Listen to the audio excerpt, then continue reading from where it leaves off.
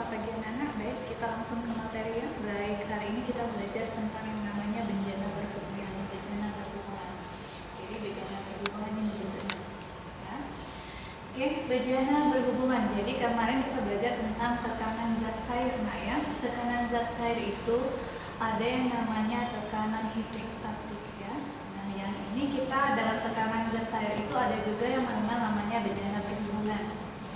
Jadi bejana berhubungan itu pada permukaan bejana berhubungan itu permukaan zat cairnya itu adalah selalu datar, ya selalu datar walaupun bentuk bejananya berbeda. Jadi bentuk permukaannya selalu datar, nah permukaannya nah ya, ini bentuk permukaannya selalu datar walaupun bentuk bejananya berbeda. Permukaannya tetap selalu datar. Tuh. Bejana berhubungan. Terus ada pun terapannya yaitu pada ceret. Terus salang ukur atau untuk salang ukur pada tukang bangunan ya. Sebelum dia membangun pasti dia menggunakan salang ukur ya. Terus konsep bejana berhubungan ini tidak berlaku apabila diisi oleh zat cair yang berbeda. Jadi kalau mau diisi ya air semua, mau alkohol semua ya. Jadi tidak bisa sebelah air, sebelah apa sama ya. Tekanan pada bejana tidak sama. Misalnya ditutup saat pengisian, maka dia tidak berlaku konsep bejana. Terus terdapat pipa kapiler Terus pada saat bejana berhubungan ini isi olahan zat yang berbeda, maka permukaannya tidak akan datar. Jadi kalau isinya tidak sama, maka permukaan zat cairnya tidak akan datar. Permukaan yang tidak datar antara ujung yang satu dengan yang lain itu bisa dimanfaatkan untuk mengukur yang namanya massa jenis. Oke, bejana berhubungan ini konsepnya ya. Sama yang coba tadi.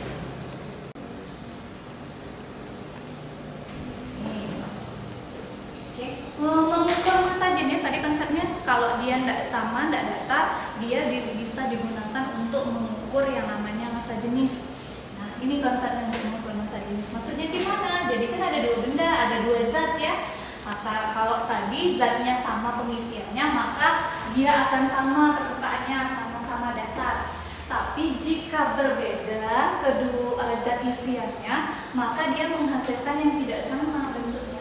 Ini contohnya ya. Maka yang tidak sama itu tadi bisa kita gunakan untuk mencari yang namanya massa jenis zat cair. Ini konsepnya ya. Ini di sini.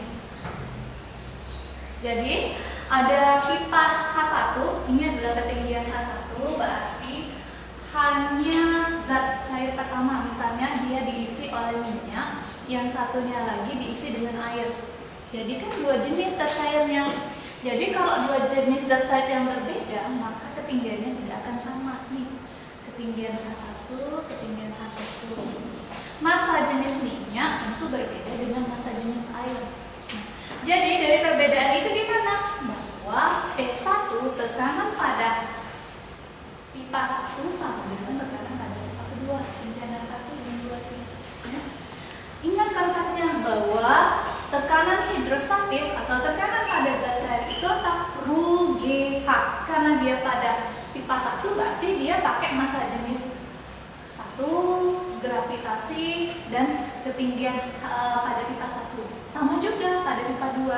Berarti massa jenis di pipa kedua ini, gravitasi dan ketinggian pada pipa 2. Ya. Karena nilai gravitasinya sudah sama, berarti kan bisa kita coret. Maka yang tersisa nilainya. Paham nggak ya? Bahwa ρ itu adalah massa jenis, ρ2 adalah massa jenis. Oke, ρ1 itu massa jenis. ρ2 itu adalah massa jenis air dan H1 itu ketinggian pada minyak ini. Terus H2 itu ketinggian air. Ya, itu konsepnya untuk mengukur massa jenis. Ya.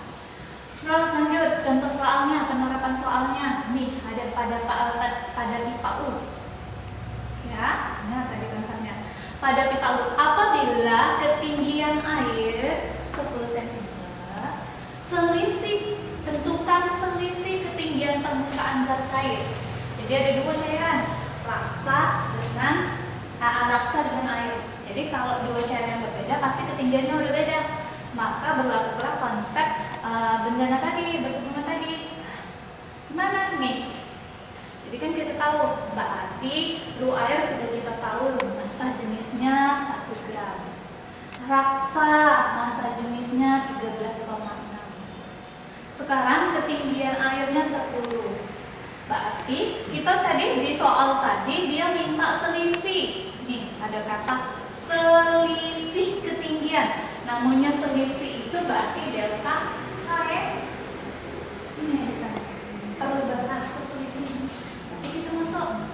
Dari konsep yang tadi bahwa tekanan hidrostatik pada air sama dengan pada raksa. Ini pakai rumus ini tadi. Masuk ke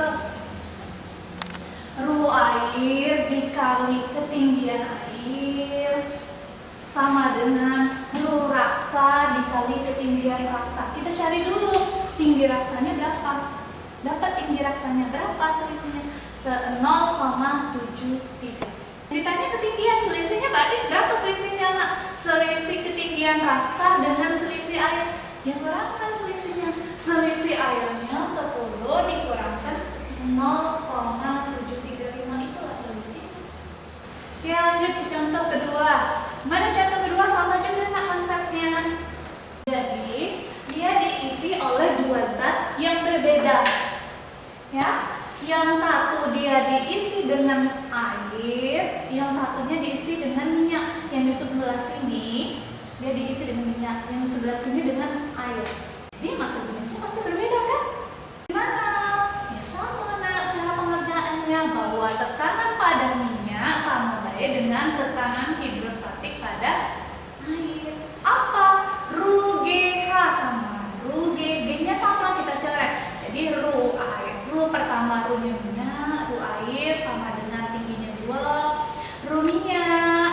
Ini ru minyak 0,8. Cari ketinggian minyaknya HM.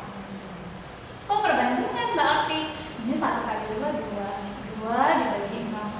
Maka ketinggian minyak dapatlah 2,5. Ya, ingat konsepnya. Jadi kalau zat cair, jadi jika pipaku ini atau suatu bejana diisi dengan zat cair yang sejenis, maka dia akan permukaannya akan datar. Tapi jika dia diisi oleh dua zat cair yang berbeda, maka ketinggiannya akan berbeda, permukaannya akan berbeda. Ya, kalau permukaannya berbeda, bisa ditentukan untuk mencari yang namanya massa jenisnya. Enak ya. Oke, Ibu rasa cukup tentang IPA bejana, ya, bejana berhubungan. Ibu akhiri pembelajaran hari ini. Assalamualaikum warahmatullahi wabarakatuh.